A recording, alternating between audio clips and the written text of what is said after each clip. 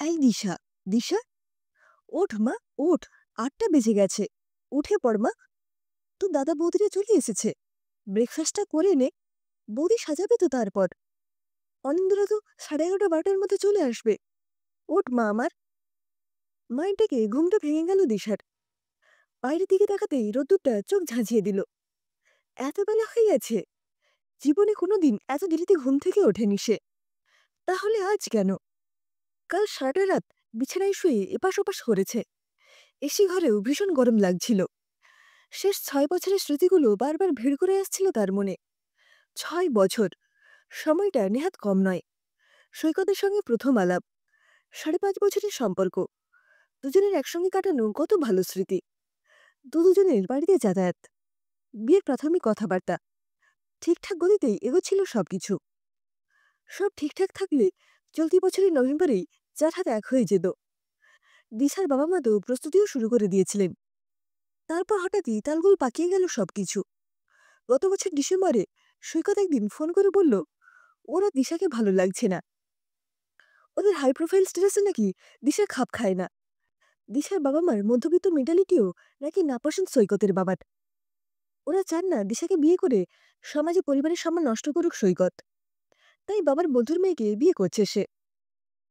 তারপর থেকে শেষ ৩-৪ মাস দুঃস্বপ্নের মতো কেটেছে দিশার। মা বাবার দিকে তাকাতে পারত না। ওই একটা ঘটনা পরিবারটাকে যেন ভেঙে চুরে দিয়ে গেল। দিশার বাবা কথা বলতে, মজা করতে ভালোবাসতেন। আর ৫টা মধ্যবিত্ত বাঙালি বাড়ির মতোই টাকার অভাব থাকলেও খুশির অভাব ছিল না। আর দিশার বাবাই ছিল দিশার সবচেয়ে ভালো বন্ধু। সৈকতের সঙ্গে দিশা প্রেম করছে জেনে প্রথম দিন দিশাকে ওর বাবা বলেছিলেন, দেখ মা, সিদ্ধান্ত তোর, শুধু দেখিস, তুই যেন সুখে থাকিস। আমাদের আর কিছু চাই না। সম্পর্কটা ভেঙে যাওয়ার পর কয়েকটা দিন ওদের বাড়িতে কেউ কথা বলেনি। বৌদি রান্না করে দিয়ে যেত, তাই কোনো মতে খেত। স্বাভাবিক হতেই লেগে গিয়েছিল প্রায় মাস ২ এক। তারপর দিশার বাবা মার চিন্তা আরও বাড়ল। মেয়েকে এবার বিয়ে দেবেন কি করে? প্রশ্নের ভয়ে বাইরে বেরোতেই রীতিমতো ভয় পায় দিশারা। লোকের মুখে আহা ওহু, আর মনে এক পৈশাচিক আনন্দ। দিশাকে দেখলেই উড়ে আসতো হাজার একটা কটূক্তি। আহারে, মেয়েটা সর্বনাশ করে ছেড়ে দিল। বড়লোকের ছেলেটা এবার বিয়ে হবে কি করে? বামুন হয়ে চাঁদ ধরতে গেলে ওই রকমই হয়।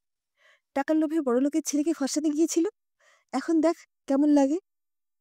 মেয়েটার বাড়িতে তো ছেলেটা হাজারো বার এসেছে, কে আর বিয়ে করবে একে? কানা ছাড়া আর কিছু সম্বল ছিল না দিশার।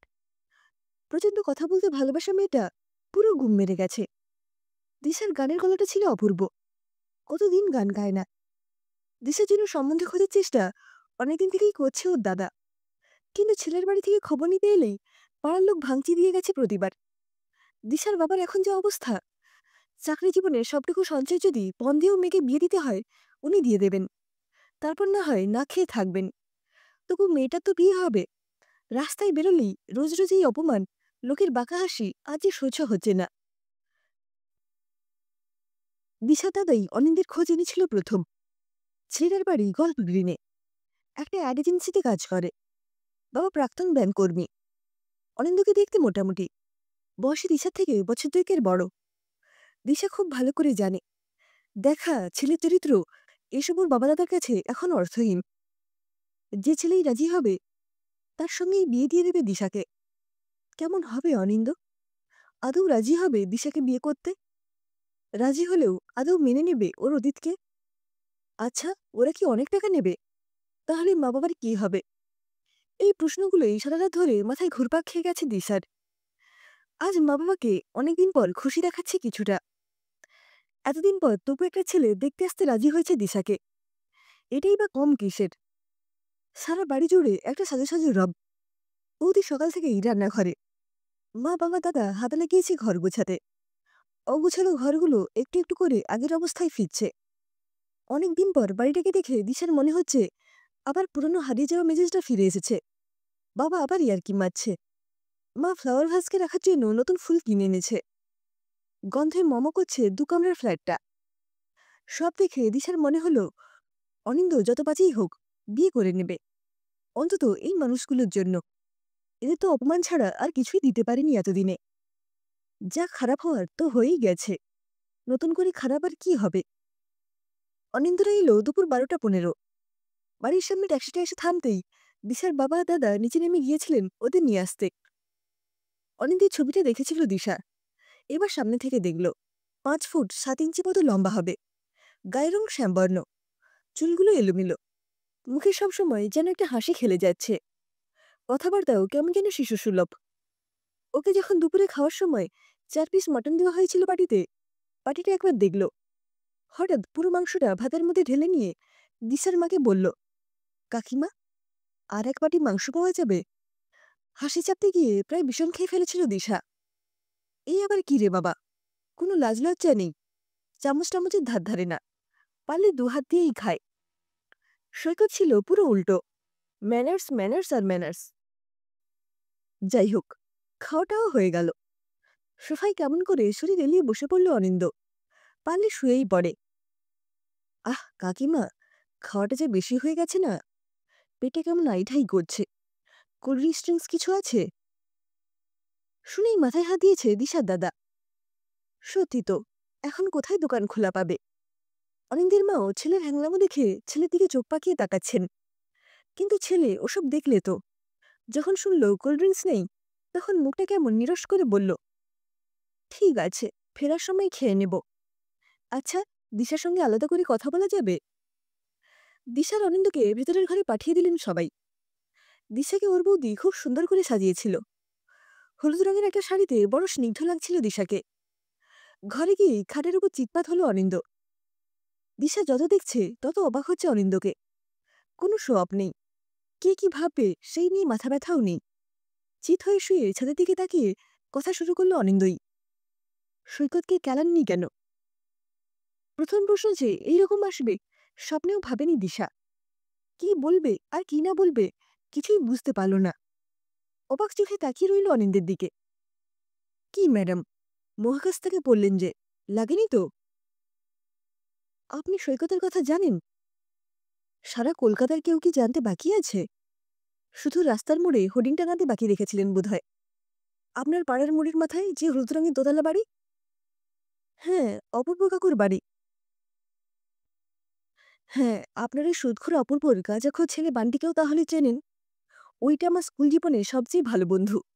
তাই বুঝতেই পারছেন, আপনার ইতিহাস বই চন্দ্রগুপ্ত মৌর্যের আমল থেকে শুরু করে চৌরি চৌরার ঘটনা জানতে আমার বিশেষ কষ্ট করতে হয়নি। আর তারপর ফেসবুক তো আছেই, একসঙ্গে ছবিগুলো মুছে দেওয়া যায় ম্যাডাম? আপনার সব ছবিতে মহাপুরুষের কমেন্টগুলো তো এখনো জ্বলজ্বল করছে, আর আপনার দীর্ঘ প্রেম কাহিনীর ধারাভাষ্য দিচ্ছে। সবই জানেন যখন, তখন কেন এসেছেন আমাকে অপমান করতে? আজ্ঞে না, অত সময় নেই আমার রবিবার দুপুরে। একটা দিন ছুটি পাই বুঝেছেন, একটা দিন। আপনার জন্য আজকে সানডে সাসপেন্সটাও শোনা হলো না আমার। সে যাই হোক, যেটা বলার ছিল, এই শুনুন, এই আপনি টাপনি আমার বিশেষ চলে না, তুমিতে গেলাম। যেটা বলার ছিল, সৈকত তোমার সঙ্গে বিশ্বাসঘাতকতা করলো, আর তোমরা ছেড়ে দিলে। দোষটা তো তোমার ছিল না, তাহলে কেন চুপচাপ রইলে? ওদের প্রচুর টাকা আর প্রচুর ক্ষমতা, তাই? আরে বেশি কিছু না হোক, রাস্তায় দেখতে পেলে একটা আতলা ইট ছুঁড়ে তো মারতে পারতে। আগে থেকে একটু প্র্যাকটিস করে নিতে, যাতে একদম মাথায় গিয়ে লাগে। দিশার মাথা কাজ করছে না। একটা বিশ্বাসঘাতক অর্ধেক জীবন শেষ করেছে, এবার একটা বদ্ধ পাগলের পাল্লায় পড়তে হবে। কি ভাবছ, আমি বেশি কথা বলি? আমি পাগল? সে বিষয়ে কি আপনার কোনো সন্দেহ আছে? তুমি কি আমাকে ঠুকলে নাকি গো? না না, ঠুকবো কেন? আপনি কি পেরেক নাকি? সে যাই হোক, শোনো, কটা কথা জিজ্ঞেস করার আছে। করুন। সর্ষে দিয়ে ইলিশ মাছ রান্না করতে পারো? কেন, আপনার বাড়ির রান্নার লোক হিসেবে নিয়ে যেতে চান? একদম নারীবাদী টাইপ কথা বলবে না তো। আমি কি বলেছি তোমাকে সারাক্ষণ হেসেল সামলাতে হবে? আগে থেকে এত ভেবে নাও কেন? আসলে নিজের প্রিয় আইটেম বইয়ের হাতে খাওয়ার একটা আলাদা মজা আছে। ও তাহলে বিয়ে করছেন? দয়া দেখাচ্ছেন? দেখো, আমি না প্রথম দিন আলাপে খিস্তি দিই না। ওই কি যেন বলে, হ্যাঁ প্রিন্সিপাল। কিন্তু তোমার মাইরি দেখছি খিস্তি না খেলে পেটের ভাত হজম হবে না। হুম, আপনি কি করে ভাবলেন আপনাকে আমি বিয়ে করবই? আমারও কিছু প্রশ্ন আছে। আরে জানি জানি কি বলবে, প্রেম করেছি কিনা তাই তো? করেছি, দুটো, টেকেনি, ল্যাং মেরে চলে গেছে। সেসব বড় দুঃখ ভরা কাহিনী। আহা, কি দুঃখ! তো বিয়ে করছেন কেন? সন্ন্যাসী হয়ে যান। হুঁ, কেন? বুঝলে, আমাদের জীবনটা হলো নদীর মতো। বাঁক আসবে বারবার, হাজারো নোংরা জল এসে মিশবে, তবু ছুটে যেতে হবে সামনের দিকে, সাগরে মেশার জন্য। উফ উফ, কি দিলেন! লেখালেখি করেন নাকি? ওই গল্প টল্প লিখি মাঝে মাঝে। তাহলে বিয়েটা কি হচ্ছে? এত করে বলছেন যখন, না আর কি করে বলি। আচ্ছা, আমায় নিয়ে গল্প লিখবেন? হ্যাঁ, লিখব না কেন? গল্পে কিন্তু লিখব। তুমি সৈকতের মাথা ঢিল মেরে ফাটিয়ে দিয়েছ। আর মহারানী, এবার আপনি থেকে তুমিতে আসুন। পাগল একটা।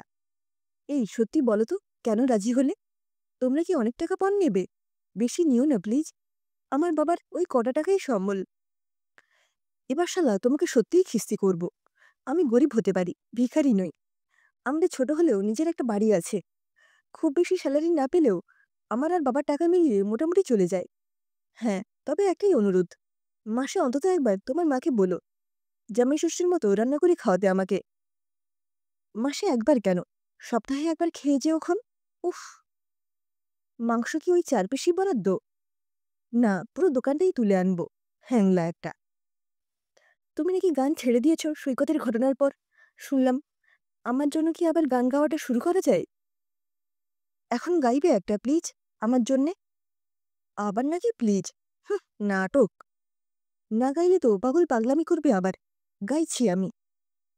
আমারও পরানো যাহা চায়, তুমি তাই, তুমি তাই গো। আমারও পরানো যাহা চায়,